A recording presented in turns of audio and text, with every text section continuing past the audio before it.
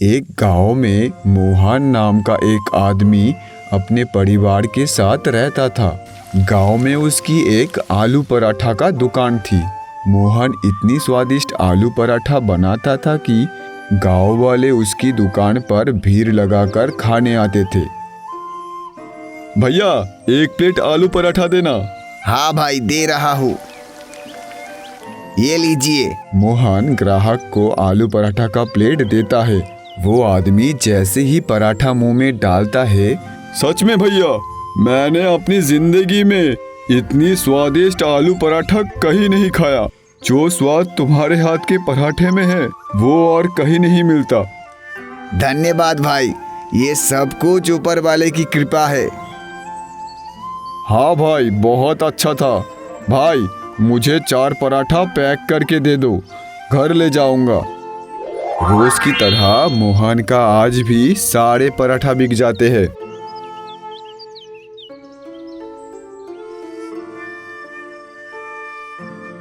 आज का सारा पैसा लेकर मोहन घर जाते ही अपनी पत्नी को दे देता है। इतनी पैसा देखकर उसकी पत्नी बहुत खुश हो जाती है, लेकिन वो देखती है कि मोहन परेशान और सोच में डूबा हुआ है। तुम्हें इतना चिंतित देख रही हूँ, क्या हुआ? सब ठीक तो है ना? कुछ भी ठीक नहीं है। मैं पूरा दिन इतनी मेहनत करके आलू पराठा बनाता हूँ और बेचता हूँ, लेकिन दिन के अंत में इतनी कम पैसा मिलता है। अगर ऐसा ही चलता रहा तो हम कभी भी अमीर नहीं बन पाएंगे। ये कैसी बात कर रहे हो आप? लोग तुम्हारे हाथ के आलू पराठा खाने दूर दूर से आते हैं। तुम्हारी कमाई तो अच्छी ही हो रही है और ऊपर वाले ने जो दिया है सब कुछ तो है हमारे पास। रहने का घर है, पेट भर खाना है, और हमें क्या चाहिए? तुम बहुत सीधी सीधी हो। आज के जमाने में इतनी पैसे में क्या होता है? दिन ब दिन चीजों का दाम बढ़ रहा है, लेकिन अगर पराठा का दाम थोड़ा सा भी बढ़ा दिया जाए तो लोग दुकान में आना ही बंद कर देता है। लेकिन फिर भी तुम दिन में 2000 रुपए कमा रहे हो। महीने में 50-60 हजार रुपए कमाने के बाद भी तुम्हारे मन में और लालच हो रहा है। छोड़ो, तुम नहीं समझोगी। हाँ हाँ हाँ हाँ, जब घी सीधी उंगली से ना निकले तो उंगली टेढ़ी करनी पड़ती है। मतलब? कुछ नहीं। अच्छा, मुझे बहुत भूख लगी है, चलो खाना खा लेते हैं। कल सुबह फिर से दुकान खोलनी है।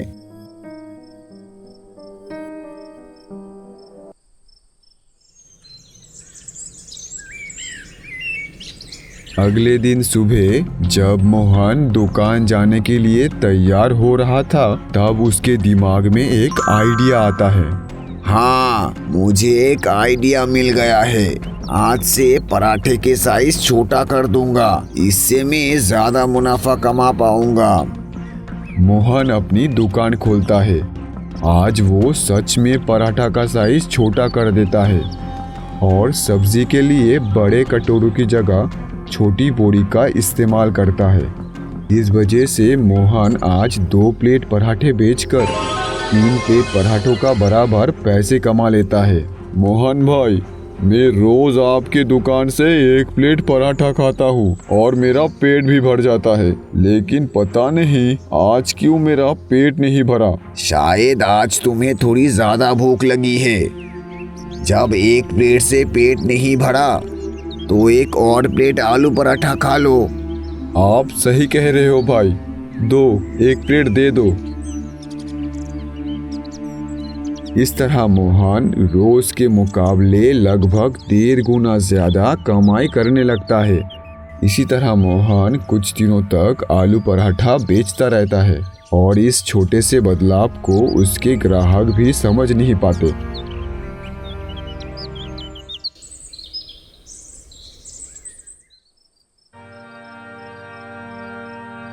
डेढ़ गुना ज्यादा मुनाफा कमाने के बाद भी मोहन संतुष्ट नहीं होता। उसका लालच और बढ़ने लगता है। मोहन अपनी पत्नी से कहते हैं, ये लो भाग्यवान, आज के पैसे। 3000 रुपए?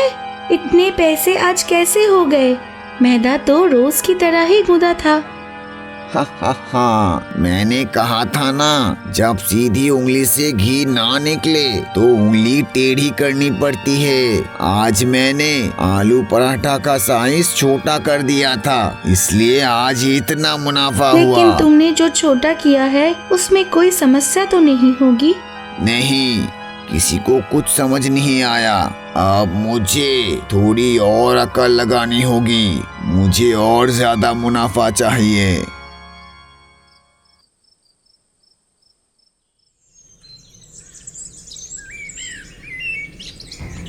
अगले दिन मोहन दुकान खोलता है। आज ग्राहकों को शक ना हो इसलिए वो पराठे के साइज छोटा नहीं करता, बल्कि आलू पराठे को पतला बेलने लगता है। इस वजह से वो कम आटे में ज्यादा पराठे बना पाता है और सब्जी में महंगी सब्जी कम और सस्ती आलू ज्यादा डालने लगता है। धीरे धीरे ग्राहक भी उसे कहना शुरू कर देता है, ये आपने कैसा आलू पराठा बनाया है भैया, ये तो पापड़ जैसा लग रहा है और इस सब्जी में तो बिल्कुल ही सब्जी नहीं है, सिर्फ आलू ही आलू भरा हुआ है। सच में भाई, पहले आपके आलू पराठे में ज़्यादा स्वाद थे, लोग दूर दूर से आपका पराठा खाने आते थे, लेकिन अब आपके पराठे में वो बात नहीं रही। इससे अच्छा तो हम घर पर ही आलू पराठा बनाकर खा ले। मोहन घबरा कर कहता है, नहीं नहीं, आप क्या कह रहे हो? पहले जैसा ही मैं आलू पराठा बनाता था, आज बिल्कुल वैसा ही बना रहा हूँ। इसके बाद मोहन की दुकान पर ग्राहक कम आने लगता है। एक दिन मोहन परेशान होकर अपनी पत्नी से कहता है, भाग्यवान, अब मेरा आलू पराठा बहुत कम बिक रहा है। मैंने तुम्हें बोला था, अगर पकड़े गए तो सब खत्म हो जाएगा। मैं ज्यादा लालच किया, इसलिए आज मेरी ऐसी हालत हो गई है। समझी ना भाग्यवान, अब मैं कभी लालच नहीं करूँगा, मैं पहले की तरह ही पराठा बनाऊंगा।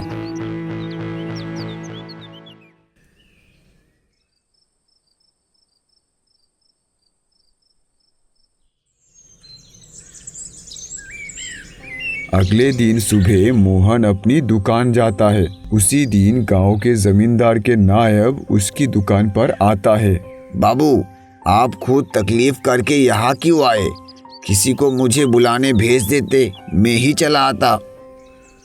मोहन, मैंने तुम्हारे आलू पराठे का नाम बहुत सुना है। लोग कहते हैं कि जो तुम्हारे हाथ के आलू के पराठे एक बार खा लेता है वो उसका स्वाद कभी नहीं भूलता। अच्छा सुनो, जमींदार के पोते का जन्मदिन है और पूरे गांव को दावत दिया गया है। जमींदार चाहते हैं कि तुम ही खाना बनाओ। बताओ, क्या तुम ये काम कर पाओगे? हाँ बाबू, क्यों नहीं कर पाऊंगा। अच्छा, ये लो कुछ एडवांस पैसे।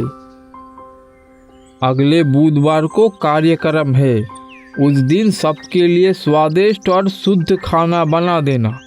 ध्यान रहे, कोई कमी नहीं होनी चाहिए। ये जमींदार बाबू की मान सम्मान का सवाल है।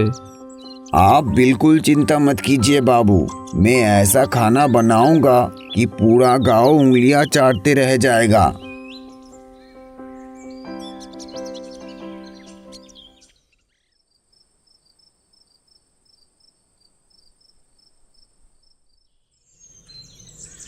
फिर कार्यक्रम के लिए सारी खाने का चीजें खरीदने बाजार जाता है, लेकिन बाजार में सामान खरीदते वक्त अचानक उसके मन में फिर से पैसे का लालच जाग उठता है और वो मन ही मन सोचता गाँव है, वालों के लिए इतना सारा सामान खरीद कर क्या फायदा? अगर मैं थोड़ा कम सामान भी खरीद लूं तो कौन जानेगा। इसके बाद मोहन कम सामान खरीदकर घर लौटता है। अगली बुधवार आ जाता है। मोहन कार्यक्रम के लिए खाना बनाने पहुंच जाता है। मदद के लिए वो एक आदमी को साथ लेकर आता है। फिर दोनों मिलकर वहाँ खाना बनाना शुरू कर देता है। धीरे धीरे जमींदार के मेहमान और गांव वाले वहाँ पहुँचने लगता है। अरे वाह दादा, खाने की खुशबू तो बहुत अच्छी आ रही है। सबसे पहले जमींदार बाबू के खास मेहमान खाना खाते हैं। उसके बाद गांव के लोग भी। इतनी स्वादिष्ट खाना देखकर सब टूट पड़ते हैं और देखते ही देखते कुछ ही देर में सारा खाना खत्म हो जाता है। अरे भाई, मुझे भी खाना दीजिए, मैं कब से लाइन में खड़ा हूँ। क्या कहा? खाने के लिए इंतजार कर रहे हो? अरे तुम लोगों ने तो सब कुछ खाकर खत्म कर दिया और आप कह रहे हो खाना दो। आप जाओ यहाँ से, खाना खत्म हो गया है। इतना खाने के बाद भी तुम लोगों का पेट नहीं भरा। लेकिन बाबू, गांव के आधे लोगों ने तो अभी तक खाना ही नहीं खाया। जब जमींदार बाबू ने आपको पूरा पैसा दिया था तो आपने सबके लिए खाना क्यों नहीं बनाया? तू ज्यादा बातें मत कर। मैंने सबके लिए खाना बनाया था, लेकिन ये गांव वाले सब राक्षस है।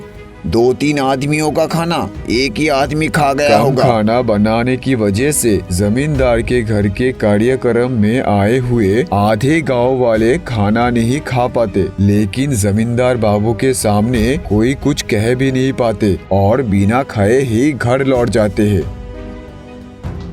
इसके बाद गांव में कुछ दिनों तक इसी बात की चर्चा होती रहती है। एक दिन जब गांव वाले इसी मामले में बातें कर रहे होते हैं, तभी वहां से नायब किसी काम में जा रहा था और वो लोगों की ये बातें सुन लेता है। अरे भाई, मैंने तो सुना था जमींदार के दिल बहुत बड़ा है और वो आदमी भी बहुत अच्छा है। फिर ये कैसा बर्ताव किया हमारे साथ? दावत देकर घर बुलाया और इस तरह हमारी बेइज्जती कर दी। जब पूरी दावत देनी ही नहीं थी तो हमें बुलाया ही क्यों? गांव के आधे लोग उनके घर से खाली पेट ही लौट आया है। हाँ, बिल्कुल सही कह रहे हो। इससे अच्छा तो दावत ही नहीं देते। लोगों की ये बातें सुनकर नायब कुछ समझ नहीं पाता। फिर नायब उनसे पूछता है, ये आप लोग क्या कह रहे हैं दादा? आप लोगों को जमींदार बाबू के घर के कार्यक्रम में खाना ही नहीं मिला? हाँ बाबू, हम लोग उस दिन खाना खाए बिना ही आ गए। लोगों की बातें सुनकर नायब को मोहन पर शक हो जाता है। मैं क्या सुन रहा इसलिए हूँ? वो मोहन से गाँव बात के करने लोग सीधा जमींदार मोहन के बाबू दुकान के पर नाम जाता पर है। ऐसी बातें क्यों कर रहे हैं?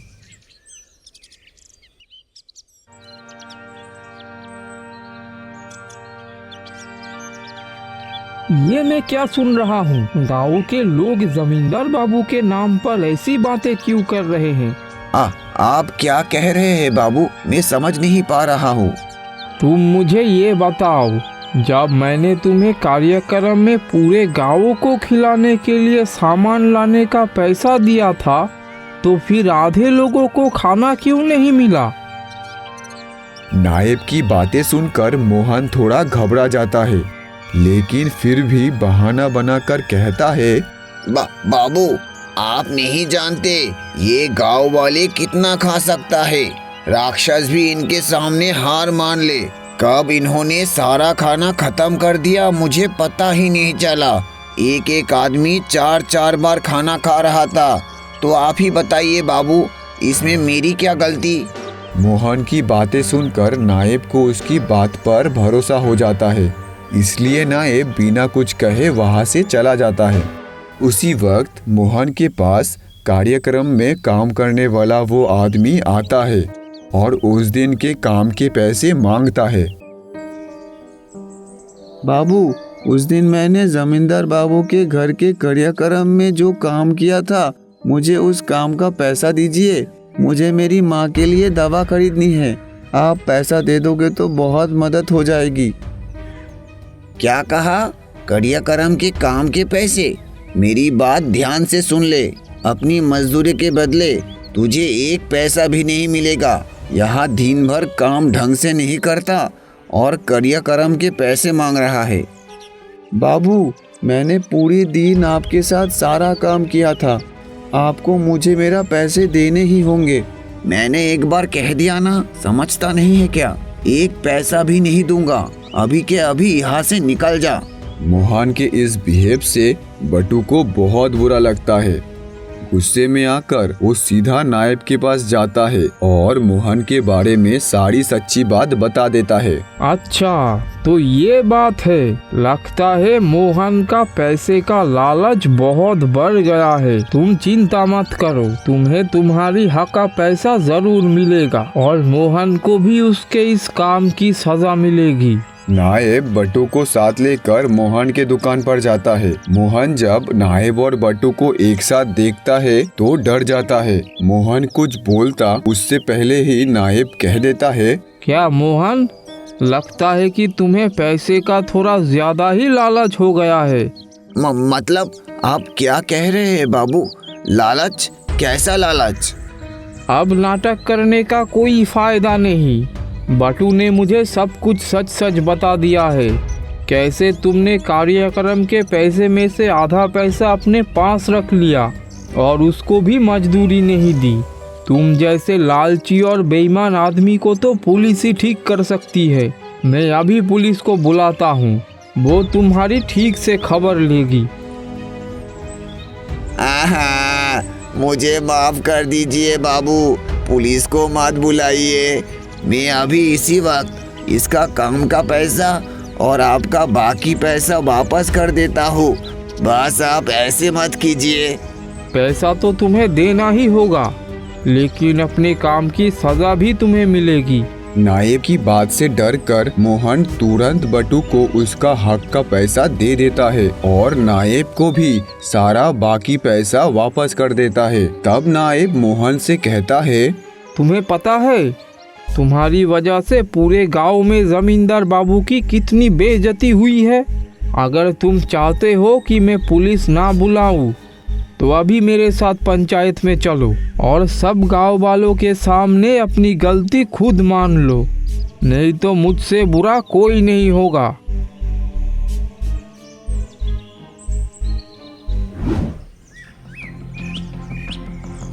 पुलिस के डर से मोहन अपनी सारी गलती मान लेता है। वो सबके सामने स्वीकार करता है कि पैसे के लालच में आकर वो ऐसा किया है, जिसकी वजह से पूरे गांव में जमींदार बाबू की बदनामी हुई।